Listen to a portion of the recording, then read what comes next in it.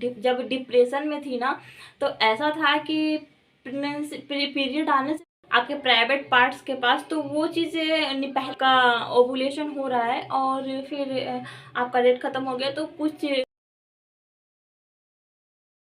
Pregnancy test करने से पहले आपको कुछ चीज़ें फॉलो करना होगा। आपके कुछ लक्षण होते होंगे, उससे आपको देखना होगा कि हाँ ये चीज़ हो रहा है, तो हो सकता है कि मैं प्रेग्नेंट हूँ।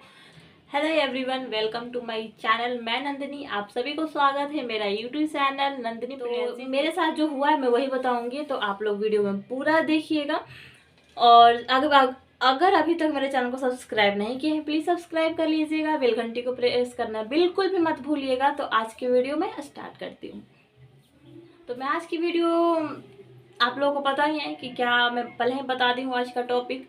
तो मेरा जो लक्षण था प्रेगनेंसी कंसीव करने के बाद या प्रेगनेंसी कंसीव करने से पहले, जो मैं मुझे लगता था कि हाँ हो सकता है कि मैं प्रेग्नेंट हूँ, लेकिन क्या था ना कि इतने दिनों से ये चीज़ झेल रही थी। और मैं जब डिप्रेशन में थी ना, तो ऐसा था कि प्रेगनेंसी पीरियड आने से पहले ही मैं प्रेगनेंसी टेस्ट कर लेती थी कि हो सकता है कि मैं प्रेग्नेंट हूँ और मैं शायद चेक करूँ तो आ जाए और फिर मैं अभी से सतर्क हो जाऊँगी। तो ये चीज़ से ना, मतलब मैं बिल्कुल ग्रस्त हो गई थी कि नहीं, अभी ये बस ऐसे ही है, मेरा मन का भ्रम है, जिसके वजह से होता है ना कि लोगों को खुद से लगता है कि हाँ मुझे ये चीज़, ये लक्षण हो रहा है।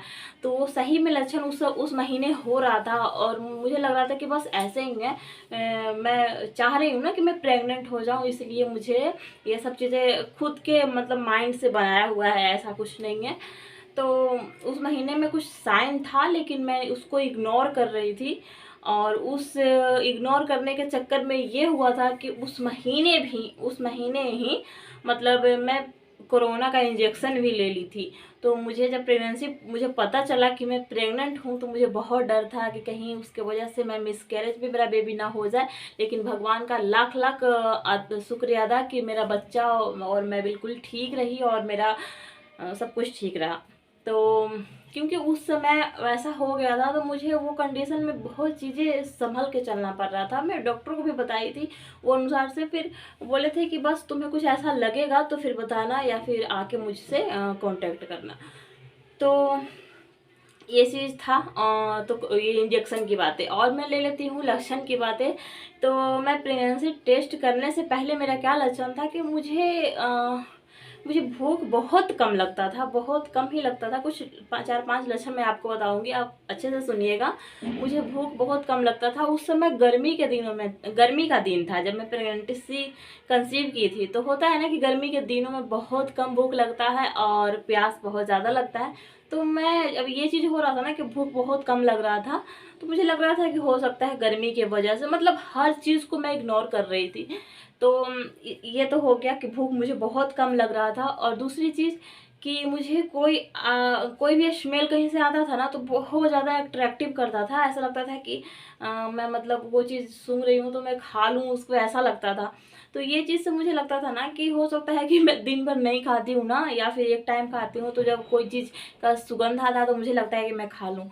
तो ये हो गया सुगंध के बारे में। और दूसरी चीज़ कि मेरा ना वाइट डिस्चार्ज जो होता था वो बिल्कुल किसी किसी का ऐसे होता है, बिल्कुल मतलब एकदम वाइट नहीं था और ना ही ब्राउन था, एकदम से होता है ना क्रीमी टाइप का, क्या बोलते हैं उसको, मतलब ब्राउन भी ज़्यादा नहीं था। मैं आपको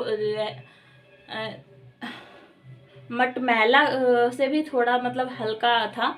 तो ऐसा कुछ कलर था, मतलब ब्राउन भी नहीं था, लेकिन किसी किसी का ब्राउन डिस्चार्ज हल्का फुल्का स्वेटिंग टाइप का होता है। तो वो भी हो सकता है कि आपको प्रेगनेंसी में जो मतलब जो आपका डस्ट वगैरह रहते हैं आपके प्राइवेट पार्ट्स के पास, तो वो चीज़ें पहले ही मतलब क्लियर हो जाती है और निकल जाती है। तो ये चीज़ होता है। तो और हो सकता है कि कभी कभी क्या होता है ना कि आपका ओवुलेशन हो रहा है और फिर आपका डेट ख़त्म हो गया, तो कुछ ओवुलेशन होती है जो हमारा मुंह के पास आके फिर जम जाता है, नहीं निकल पाता है। तो वो चीज़ें जब प्रेगनेंसी कंसीव कर लेते हैं तो फिर वो निकल जाता है। लेकिन अगर प्रेगनेंसी कंसीव नहीं करते हैं तो फिर वो क्या बोलते हैं, पीरियड के साथ निकल जाता है, तो ये चीज़ होती है। और ज़्यादा घबराने की बात नहीं कि हाँ मेरा अगर स्वेटिंग टाइप का हो रहा है तो कोई दिक्कत तो नहीं। लेकिन किसी किसी का क्या होता है ना कि हल्का फुल्का अगर ब्लड भी आ जाए पीरियड के रूप में, मतलब हल्का सा एकदम से बहुत ज़्यादा ना, मतलब एक कहें तो 1-2 चम्मच टाइप का, तो उससे भी डरने का नहीं। क्योंकि किसी किसी का पीरियड जब रुकता है, जब हमारा बच्चेदानी में आकर रुकता है, तो वहाँ पे किसी को पेन होता है, वहाँ पे जैसे अंडा होता है, तो वो उस एरिया को, साइकिल को अपना पूरा करके और वहाँ पे आता है, तो पेन होता है। तो हो सकता है कि हल्का फुल्का जो रहता है ब्लड टाइप का आ जाए, तो उससे कोई दर्द क्या बोलते हैं, डरने की बात नहीं है। हल्का फुल्का दर्द भी हो सकता है। तो जब हम प्रेगनेंसी कंसीव करते हैं ना, तो हमारा लोअर स्टमक में थोड़ा पेन रहता है। तो ये चीज़ आपको नोटिस करना पड़ेगा। कभी अगर आपका होता है ना लेफ्ट राइट ओवरिस, तो उसमें से अगर मतलब जौन सा ओवरिस में से आपका अंडा निकलता है, तो वो ओवरिस थोड़ा सा मतलब कमज़ोर हो जाता है, तो उससे हो सकता है कि हल्का फुल्का पेन भी दे सकता है। तो ये सब सिम्टम्स हो रहा था। और फिर मुझे धनिया का पत्ता बहुत ज़्यादा अच्छा लगता था खाने के लिए।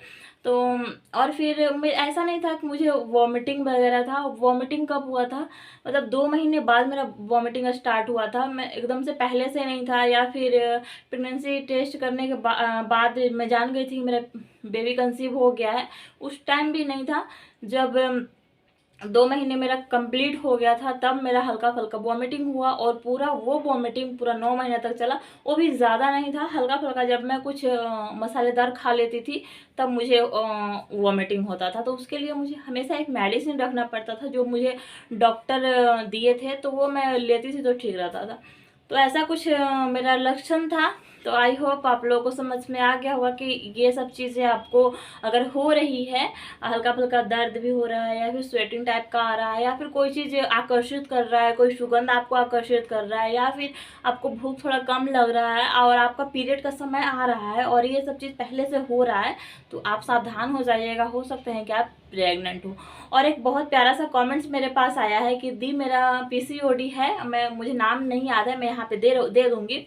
तो वो बोले कि मुझे पीसीओडी है, लेकिन मेरा वजन कम है, क्या मैं सब कुछ खा सकती हूँ? लेकिन ऐसा कुछ नहीं है। आपको पीसीओडी है ना, बस ये ध्यान रखिएगा, और आप नॉर्मल खाने ही खाइए।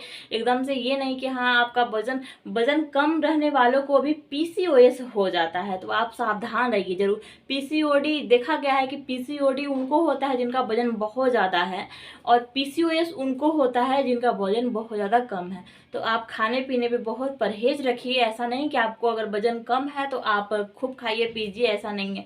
और हाँ, जैसा मेरा पीसीओडी, जैसे ही हाँ मैं बेबी कंसीव की, तो मेरा वजन बढ़ने लगा और मेरा पीसीओडी बहुत ज़्यादा बढ़ गया।